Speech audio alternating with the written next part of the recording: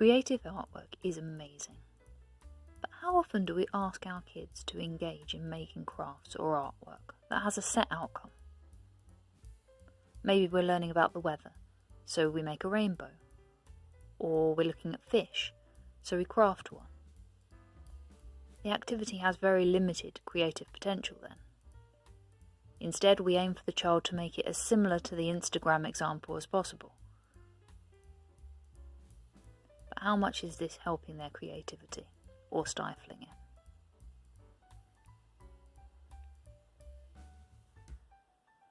There is of course a place for this sort of art or craft activity. It can help the children to develop skills in crafting and can support them learning about other areas. But if that's all the artwork that we do with our kids, we're definitely stunting their creative development. Art can be messy with young children. It can feel chaotic, but it's definitely worth it. So how do we approach artwork at Curious Kids 101? First, it's about access and opportunity. The more access a child has to art resources, the more practice they become at using them, and the more they are able to tap into their creative side. In any home, it's unlikely that you can have free access to all the art materials available all the time, however. But if you can set up a table with the cleaner art resources for the children to access whenever they want, that's a great idea. Always ensure that you have lots of paper though, to discourage your children from drawing where they're not supposed to, like on walls for example. For children who have this as a regular issue, you may only want to put them out while you're in the room. On this, however, it is important to note that mark making on a vertical surface like a wall can be incredibly beneficial for young children. So maybe consider how this can be harnessed in some way. We have a chalkboard painted door in our kitchen, and the kids can draw on this with chalk while I'm cooking. They love doing that. Yes, there were a few mistakes in the beginning and marks on the wall, but they soon learned that you only draw on the black door. And they love the idea of making such big artwork. The other thing I like to do is to leave out the resources every time we've done a more prescribed art or craft activity. Once we've finished that activity, I'll tell them, it's really creative time now. You can use any of the resources however you like. This ensures that we never do more prescribed art pieces than free creative ones. And it's really easy to do, of course, because all the things are already set up.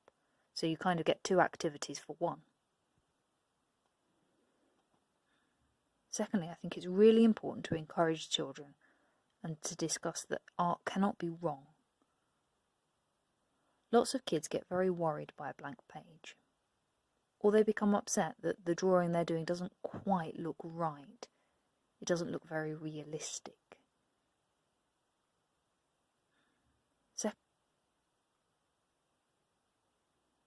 My youngest hates it when you ask, "What's your picture of?"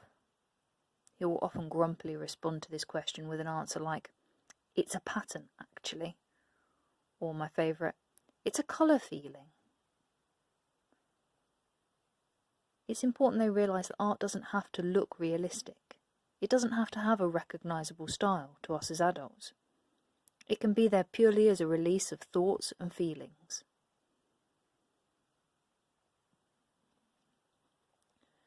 Showing children a range of artwork styles can really help with this.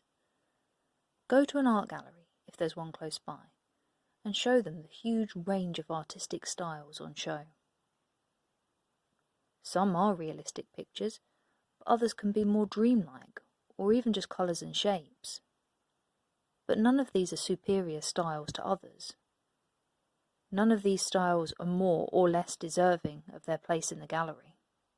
They're just different. And all of us have our preferences. Art is as much opinion and personal taste as it is anything else. Toddlers are great at this more emotion-driven art style, They pick a colour that they're drawn to in that moment and fearlessly spread it across the page in a huge arc or a circle or bold lines. They're delighted with it, until an adult asks them, "What is it?" Instead, try asking something like, "Can you tell me about your artwork?" and see how they respond. Thirdly, of course, celebrate the outcome with them. Pin it to the wall or to the fridge. Show it to Grandma when she comes to visit, or anyone else that comes to call. Talk about what you really like about the artwork, but don't force it. If they're not so pleased with this piece, that's fine. They might not want to share. But you could ask them what they don't like, or maybe invite them to try again. It's all part of the creative process.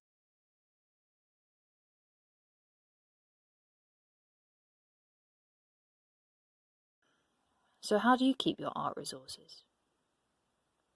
We often lay them out on a busy table, or the shelf below. That's what my children call their little workspace. I do like to rotate them and keep them interesting. Also, I do that because we just have so much of it at times. The materials that are not in use, or are only used with a bit more supervision, are stored in our utility room. Here is a basic list of the different art resources to help you begin your collection. This is by no means a complete list, but is a great starting point. When it's time to create, they need that time to be expressive, not necessarily fancy resources, just enough to inspire them. Then sit back and let the magic happen.